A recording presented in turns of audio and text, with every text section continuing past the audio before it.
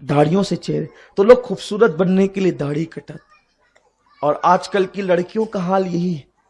آج کل کی لڑکیاں تو معاذ اللہ یہ کہتی ہے کہ جس کے چہرے پہ داڑھی ہوگی ہم اس سے نکاح نہیں کریں گے، شادی نہیں. لیکن ابھی شاید اتنا زیادہ اب یہ سننے میں نہیں آتا. مجھے ایک بزرگ کی بات بہت اچھی طرح یاد ہے کہ لڑکیاں کہتی ہیں نا جس کے چہرے پہ داڑھی ہوگی ہم شادی نہیں کریں گے. ہر لڑکا داڑھی رکھ لے تاکہ کوئی بغیر داڑھی والا لڑکا ملے ہی نہیں، ایک ماحول بنے. اور کوئی قوم کی بیٹی اگر بدبختی کرتی ہے کہ میں داڑھی والے شخص سے شادی نہیں کروں گی تو وہ لڑکے کی بے عزتی نہیں کرتی بلکہ وہ مصطفیٰ جان رحمت کی سنت کی بے عزتی کرتی ہے. اور قوم کی وہ بیٹی جو حضور کی سنت کا مذاق اڑائے اس کی زندگی میں کبھی بہار نہیں آ سکتی، اس کی زندگی میں کبھی خوشی نہیں آ سکتی. لیکن میں یہاں بھی ایک بات عرض کروں گا کہ جن کے چہرے پہ داڑیاں ہیں ذرا وہ بھی شرم کریں. تم نے داڑھی کو اتنا بدنام کیوں کر دیا کہ لوگ داڑھی والوں سے نفرت کرنے لگے؟ داڑھی والے اپنا کردار بھی تو سنبھالیں، اپنا کردار بھی تو سنواریں، داڑھی کی قدر بھی تو کریں. کچھ لوگوں نے مجھے یہ کہا سید صاحب داڑھی رکھیں گے تو سچ بولنا پڑے گا. یا اللہ، یہ کیسی سوچ بن گئی کہ داڑھی رکھیں گے تو سچ بولنا پڑے گا، داڑھی رکھیں گے تو پکچر چھوڑنا پڑے گا. ارے تو مسلمان ہے تو تجھے سچ بولنا پڑے گا، تو مسلمان ہے تو تجھے پکچر چھوڑنا پڑے گا. داڑھی رکھ یا نہ رکھ، تو مسلمان ہے تو تجھے ان باتوں پر تو عمل کرنا ہی پڑے گا. اور اسلام میں داڑھی ہے اس لیے تجھے داڑھی بھی رکھنی پڑے گی. تو میرے آقا صلی اللہ علیہ وسلم کے دیوانوں، آج قوم کی بیٹیوں کو بھی کریکشن کرنے کی ضرورت ہے. سوچ تو صحیح، آج قوم کی بیٹیاں یہ سوچتی ہے جس کے چہرے پہ داڑھی ہو میں اس کے ساتھ شادی نہیں کروں گی، اس لیے نوجوان داڑھی کٹاتے ہیں. اور آج کل تو اب تو الیاذ باللہ، اپنی گفتگو سمیٹ رہا ہوں، الیاذ باللہ اب تو شادیاں بعد میں ہوتی ہے، شادی سے پہلے ہی سب کچھ ہو جاتا ہے الا ماشاءاللہ.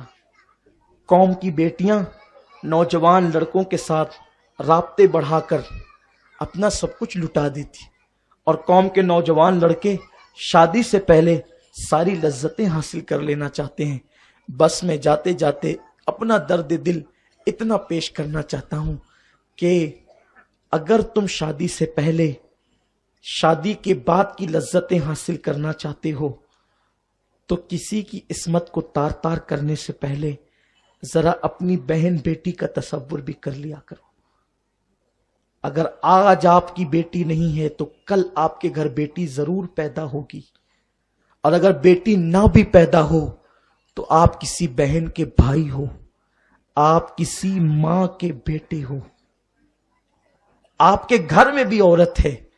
اور اللہ کے حبیب صلی اللہ علیہ وسلم نے فرمایا زنا قرض کی طرح ہے، ہر قرض انسان اپنی مرضی سے ادا کرتا ہے، لیکن زنا ایسا قرضہ ہے ادھر کیا ادھر وہ خود بخود ادا ہو جاتا ہے، مگر جو توبہ کر لے وہ بچے گا. اس لیے آج افیئر فیشن بن چکا ہے، بچیاں نادانی کرتی ہے.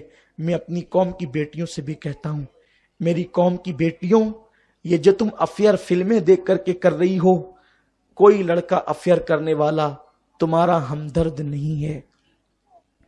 یہ تمہاری آبرو لوٹ کر کے پلٹ جائے گا، پھر کبھی نہیں آئے گا. آپ جانتے ہیں، بلکہ آج کل میری قوم کی بیٹیاں تو مسلمان لڑکوں کو چھوڑ کر غیر مسلم لڑکوں کے ساتھ آنکھیں لڑا رہی ہے. پچھلے دنوں ایک عورت ناسک سے آئی، اس کے 2-3 بچے تھے، رو رہی تھی. کیوں رو رہی تھی پتہ ہے؟ ایک غیر مسلم لڑکے کے ساتھ بھاگ گئی تھی، اس نے 3 بچے پیدا کیے، چھوڑ کر کے بھاگ گیا. آج اس کا کوئی پرسان حال نہیں. بھاگنے والی بیٹی کی عزت نہ سسرال میں ہوتی ہے نہ میکے میں ہوتی ہے، اس لیے عزت سے شادی کرو. اور ماں باپ سے بھی عرض کرتا ہوں کہ ماں باپ اپنی بیٹی کی شادی جلدی کریں. لوگ مال دیکھ رہے ہیں، مالدار رشتہ آئے گا تو نکاح کریں گے، اپنی برادری کا آئے گا تو نکاح کریں گے. میں ہاتھ جوڑ کے کہتا ہوں، اسلام میں برادریوں کا کوئی تصور نہیں ہے. برادریاں صرف پہچان کے لیے ہے. اگر दीनदार नेक रिश्ता आपको मिल जाए तो बिरादरी न देखो, क्योंकि हर बिरादरी का खून एक है। सिर्फ नेक देखो, मुसलमान देखो। तोड़ दो ये दीवारें अजनबियत की, तासुब की दीवारें तोड़ दो। मैं पूछता हूं, नबी के खानदान से बेहतर किसका खानदान हो सकता था? लेकिन इमाम हुसैन ने एक उस लड़की से शादी की जो ईरान के बादशाह की बेटी थी और उसे कनीज बना करके लाया गया। इमाम अली मकाम को वो कनीज पेश की गई। इमाम अली मकाम ने उनको आजाद किया और उनके साथ निकाह करके गोया के उस कनीज को उम्मत की आकाजादी बना दिया। इसलिए अपनी बेटियों को ज्यादा दिन तक घरों में न रखो। अच्छा रिश्ता है नेक दीनदार घराने का दे दो, और आज से शुरुआत होगी तो फिर आने वाले दिनों में ये सब चीजें खत्म होगी। अरे तेरी बेटी किसी काफिर के साथ भागने से तो अच्छा था कि तू किसी मुसलमान के साथ ब्याह देता इज्जत के साथ। लोग इतना ही तो कहते हैं कि कहां दे दिया, लेकिन तेरी बेटी की आबरू तो बचती, इज्जत तो बचती। इज्जत के साथ तो तेरी बेटी तेरे घर आती, तो समाज में इज्जत के साथ सर उठा करके जीता। मेरे प्यारे आका सल्लल्लाहु अलैहि वसल्लम के दीवानों, दर्जनों मिसालें आपको मिलेगी कुरान उला में, सहाबा की जिंदगियों में। बहुत सारे हबशी सहाबा को मदीने मुनव्वरा के मदनी सहाबा ने अपनी बेटियां दे दी। क्यों? इसलिए कि इस्लाम क्या है?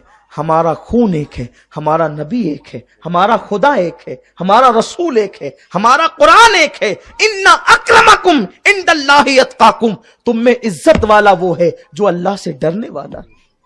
मेरे प्यारे आका सल्लल्लाहु अलैहि वसल्लम के दीवानों, हुजूर अलैहिस्सलाम फरमाते हैं कि जब तुम्हारा बेटा या तुम्हारी बेटी बालिग हो जाए तो उसके निकाह करने में जल्दी करो, शादी करने में जल्दी करो, ताखीर मत करो।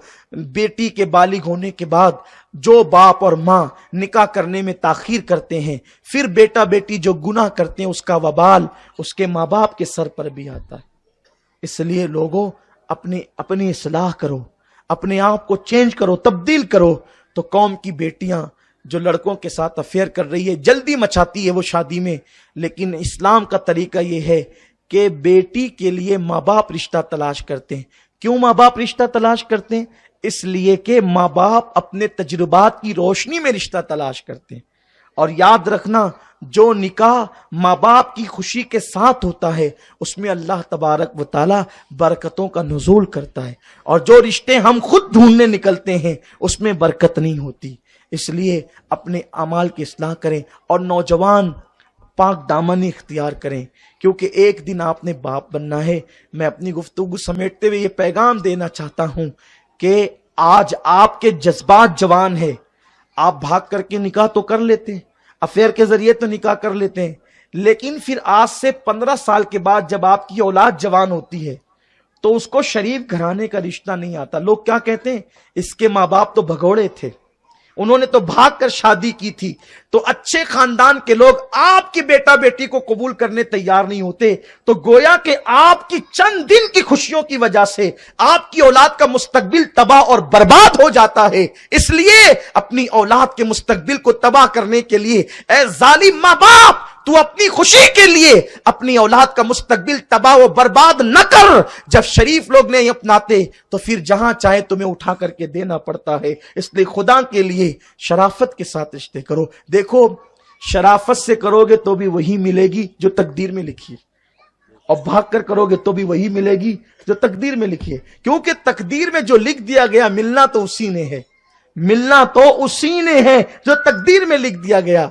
तो फिर हम शराफत ही से करें, अच्छे रास्ते से करें, तो बेटियां भी इंतजार करें, जल्दी ना मचाएं। जो अल्लाह ने लिखा है वही जोड़ा तुम्हें मिलेगा। आपको बताऊं, मौत, रोजी और रिश्ते इंसान को ढूंढते हैं, इंसान को तलाश करते हैं। मौत ने उसी वक्त आना है जब लिखा है, रिश्ता वही आना है जब लिखा है, जो लिखा है। अरे ऐसा भी है, अल्लाह अकबर, 7 समुंदर पार किसी का रिश्ता लिखा है तो वो रिश्ता भी आकर के उसे मिलता है।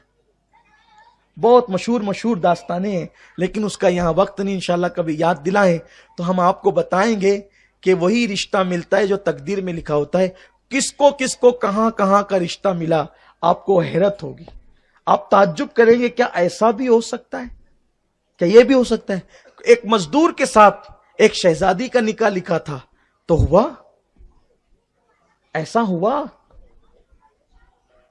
اس لیے ہمیں اللہ رب العزت کی تقدیر پر بھروسہ اور اعتماد کرنا ہے اور اپنے اعمال کی اصلاح کرنا ہے۔